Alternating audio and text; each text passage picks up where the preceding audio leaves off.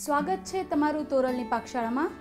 ગુજરાતીઓની મનપસંદ એવી ગુજરાતી ભીંડાની કઢી શીખીએ।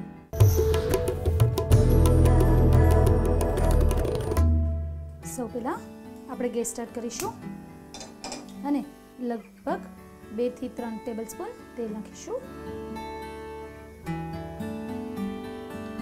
તેલ નાખ્યા બાદ આપણે અંદર અડધી ચમચી રાઈ, અડધી ચમચી જીરું, અડધી ચમચી આદુ અને મરચાંની પેસ્ટ છે, 3 થી 4 પાન લીમડાના, 2 થી 3 તજ અને 1 થી 2 લવિંગ નાખી વઘાર તૈયાર કરશું। અને એની અંદર મેં આ રીતે ભીંડાને નાના નાના છીણી લીધા છે।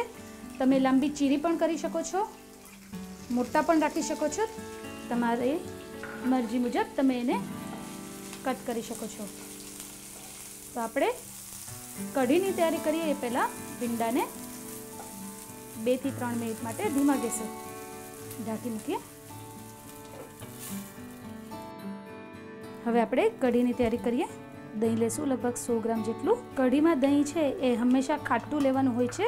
કઢી છે એ ખાટી મીઠી હોય છે, એટલે લગભગ 1 ટેબલસ્પૂન જેટલું ચણાનો લોટ। કઢીમાં ખાસ એ ધ્યાન રાખવાનું કે દહીં જે લઈએ છીએ એ ખાટું લેવાનું હોય છે। લગભગ 1 થી 2 ટેબલસ્પૂન જેટલું ગોળ એડ કર્યો।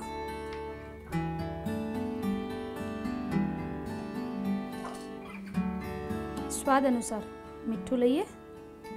ચણાના લોટમાં મીઠું હોય છે એટલે એ પ્રમાણે ધ્યાન રાખવું પડે મીઠાનો ઉપયોગ કરતી વખતે। જ્યારે પણ કોઈ પણ ચણાના લોટની વસ્તુ બનાવો, ભજીયા છે, મુઠિયા છે કે કઢી છે, કંઈ પણ બનાવો ત્યારે એ ખાસ ધ્યાન રાખવાનું કે ચણાના લોટમાં પણ થોડું મીઠું હોય છે। હવે પાણી એડ કરીએ, લગભગ અડધો કપ જેટલું। ભીંડાની કઢી હારે ગરમા ગરમ રોટલા ખૂબ જ સ્વાદિષ્ટ લાગે છે। હવે આપણે ચેક કરીએ આપણા ભીંડા તૈયાર છે કે નહીં। આપણે ચેક કરી લઈએ ભીંડા આપણા થઈ ગયા છે કે નહીં। તમે જોઈ રહ્યા છો સરસ પાકી ગયા છે।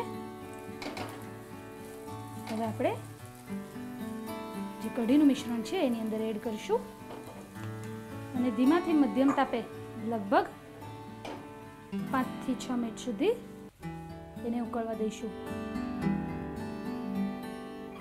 5 થી 6 મિનિટ માટે ઢાંકણ ઢાંકી અને એને ઉકળવા દઈશું। તમે જોઈ રહ્યા છો કઢી એકદમ સરસ રીતે ઉકળી ગઈ છે અને ભીંડા સાથે સરસ રીતે એકરસ થઈ ગઈ છે। હવે આપણે એને સર્વિંગ બોલમાં સર્વ કરીએ। તો તૈયાર છે ભીંડાની કઢી।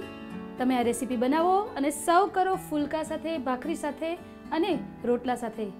રેસીપી તમે લાઈક કરો, કોમેન્ટ્સ આપો અને સબસ્ક્રાઇબ કરો ઇન્ડિયા ફૂડ નેટવર્ક પર।